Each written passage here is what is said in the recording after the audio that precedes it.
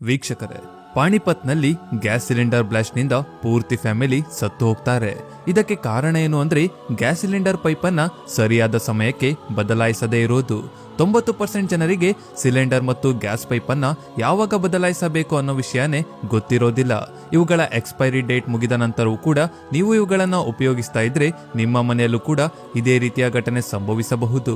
ಹಾಗಾದರೆ ಇದನ್ನ ಹೇಗೆ ಚೆಕ್ ಮಾಡಬೇಕು, ಇವುಗಳನ್ನ ಎಷ್ಟು ವರ್ಷಕ್ಕೊಮ್ಮೆ ಬದಲಾಯಿಸಬೇಕು ಅನ್ನೋದನ್ನ ಈ ವಿಡಿಯೋದಲ್ಲಿ ನೋಡೋಣ. ದಯವಿಟ್ಟು ವಿಡಿಯೋವನ್ನ ಎಲ್ಲೂ ಸ್ಕಿಪ್ ಮಾಡದೆ ಕೊನೆ ತನಕ ನೋಡಿ. ಹಾಗೂ ವಿಡಿಯೋ ಯೂಸ್ಫುಲ್ ಅನ್ಸಿದ್ರೆ ದಯವಿಟ್ಟು ಒಂದು ಲೈಕ್ ಕೊಟ್ಟು ಪ್ರತಿಯೊಬ್ಬರಿಗೂ ಶೇರ್ ಮಾಡಿ. ನಿಮ್ಮಿಂದ ಒಂದು ಕುಟುಂಬ ಅಪಾಯದಿಂದ ಪಾರಾಗಬಹುದು. ವೀಕ್ಷಕರೇ, ನಾವು ಗ್ಯಾಸ್ ಪೈಪನ್ನ ಖರೀದಿ ಮಾಡುವ ಸಂದರ್ಭದಲ್ಲಿ ಅವುಗಳ ಎಕ್ಸ್ಪೈರಿ ಡೇಟ್ ಅನ್ನ ನೋಡದೆ ಖರೀದಿಸ್ತೀವಿ. ನಂತರ ವರ್ಷಾನುಗಟ್ಟಲೆ ಅದನ್ನ ಉಪಯೋಗಿಸಿದರೂ ಕೂಡ ಬದಲಾಯಿಸುವ ಯೋಚನೆಯನ್ನು ಕೂಡ ಮಾಡೋದಿಲ್ಲ. ಇದು ಎಷ್ಟು ಅಪಾಯಕಾರಿ ಅಂದ್ರೆ ಮುಂದೆ ನಿಮ್ಮ ಜೀವ ಹೋಗುವ ಸಾಧ್ಯತೆ ಕೂಡ ಇರುತ್ತದೆ. ನೀವು ಗ್ಯಾಸ್ ಸಿಲಿಂಡರ್ ಅನ್ನ ಹೊಸದಾಗಿ ಉಪಯೋಗಿಸ್ತಾ ಇದ್ರೆ ಸಿಲಿಂಡರ್ಗೆ ನೀವು ರೆಗ್ಯುಲೇಟರ್ ಅನ್ನ ಅಟ್ಯಾಚ್ ಮಾಡುವ ಸಂದರ್ಭದಲ್ಲಿ ಸಾಕಷ್ಟು ಮುನ್ನೆಚ್ಚರಿಕೆಯನ್ನ ವಹಿಸಬೇಕಾಗುತ್ತದೆ. ರೆಗ್ಯುಲೇಟರ್ ಅನ್ನ ಅಟ್ಯಾಚ್ ಮಾಡುವ ಪ್ರತಿ ಸಂದರ್ಭದಲ್ಲೂ ರೆಗ್ಯುಲೇಟರ್ ನಾಜಲ್ ಅನ್ನ ಕೆಳಮುಖ ಮಾಡಿ ಅಟ್ಯಾಚ್ ಮಾಡಬೇಕು. ನಂತರ ಸರಿಯಾಗಿ ಫಿಕ್ಸ್ ಆಗಿದೆಯಾ ಅಂತ ಒಂದೆರಡು ಬಾರಿ ಚೆಕ್ ಮಾಡಿ ಗ್ಯಾಸ್ ಲೀಕ್ ಆಗ್ತಿದೆಯಾ ಅಂತ ಸರಿಯಾಗಿ ನೋಡಬೇಕು. ನಂತರ ಪೈಪ್ ಬೆಂಡ್ ಆಗದಂತೆ ನೋಡಿ ಸೂಕ್ತವಾದ ಸ್ಥಳದಲ್ಲಿ ಇರಿಸಬೇಕು. ಇದಾದ ನಂತರ ಗ್ಯಾಸ್ ಹಚ್ಚಿದಾಗ ಅದು ಬ್ಲೂ ಕಲರ್ ಫ್ಲೇಮ್ ಬಂದರೆ ಯಾವುದೇ ಗ್ಯಾಸ್ ಲೀಕೇಜ್ ನ ಸಮಸ್ಯೆ ಇರೋದಿಲ್ಲ.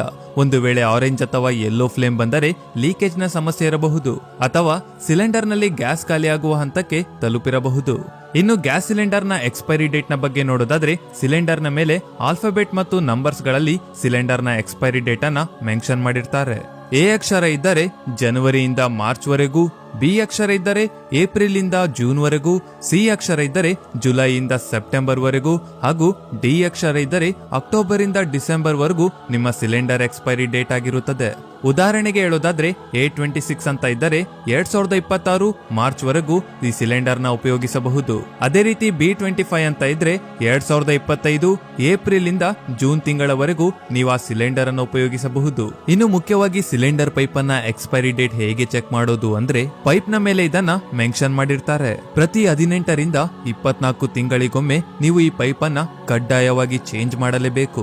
ಒಂದು ವೇಳೆ ದುರಂತ ಎಕ್ಸ್ಪೈರಿ ಡೇಟ್ ನ ಒಳಗೆ ನಡೆದರೆ ಕಂಪನಿ ಅದರ ಜವಾಬ್ದಾರಿಯನ್ನು ವಹಿಸಿಕೊಳ್ಳುತ್ತದೆ. ಅದೇ ಎಕ್ಸ್ಪೈರಿ ಡೇಟ್ ಮುಗಿದ ನಂತರ ಯಾವುದಾದರೂ ದುರಂತ ಸಂಭವಿಸಿದರೆ ಕಂಪನಿ ಅದಕ್ಕೆ ಯಾವುದೇ ರೀತಿಯ ಜವಾಬ್ದಾರಿ ಆಗುವುದಿಲ್ಲ. ನೀವು ಪೈಪ್ ಅನ್ನ ಸರಿಯಾಗಿ ಗಮನಿಸಿದರೆ ಅದರ ಮೇಲೆ ಯಾವ ವರ್ಷದಲ್ಲಿ ಮ್ಯಾನುಫ್ಯಾಕ್ಚರ್ ಆಗಿದೆ ಮತ್ತು ಯಾವ ವರ್ಷದಲ್ಲಿ ಅದು ಎಕ್ಸ್ಪೈರಿ ಆಗಲಿದೆ ಅನ್ನೋದನ್ನ ಕ್ಲಿಯರ್ ಆಗಿ ಮುದ್ರಿಸಿರ್ತಾರೆ. ಒಂದು ವೇಳೆ ನಿಮಗೆ ಈ ರೀತಿಯೂ ಗೊತ್ತಾಗಿಲ್ಲ ಅಂದ್ರೆ ಪೈಪ್ ನ ಮೇಲಿರುವ ನಂಬರ್ ಅನ್ನ BIS ಕೇರ್ ಆಪ್ ನಲ್ಲಿ ಹೋಗಿ ಸರ್ಚ್ ಮಾಡಿದ್ರೆ ಖಂಡಿತವಾಗಿಯೂ ನಿಮಗೆ ಈ ಪೈಪ್ ನ ಎಕ್ಸ್ಪೈರಿ ಡೇಟ್ ಗೊತ್ತಾಗುತ್ತೆ. ಮನೆಯಲ್ಲಿರುವ ಸಿಲಿಂಡರ್ ಅನ್ನ ಈಗಲೇ ಚೆಕ್ ಮಾಡಿ ಲಾಸ್ಟ್ ಟೈಮ್ ಯಾವಾಗ ನೀವು ಪೈಪ್ ಅನ್ನ ಬದಲಾಯಿಸಿದ್ರಿ ಅಂತ.